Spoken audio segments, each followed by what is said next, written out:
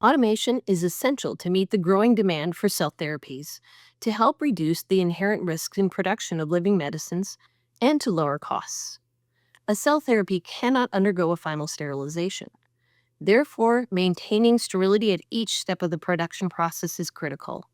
Any contamination means loss of product, requiring replacement and increasing cost.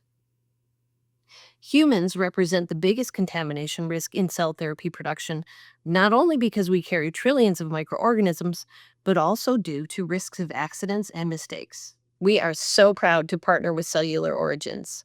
As a leading cell therapy equipment manufacturer, Thermo Fisher Scientific believes the most effective way to innovate is to collaborate across the sector with cutting edge technologies, products, and ideas, like those from Cellular Origins, to address pain points and bottlenecks. We find the best ideas come from a systems approach where experts with different backgrounds and technologies work together to create something new.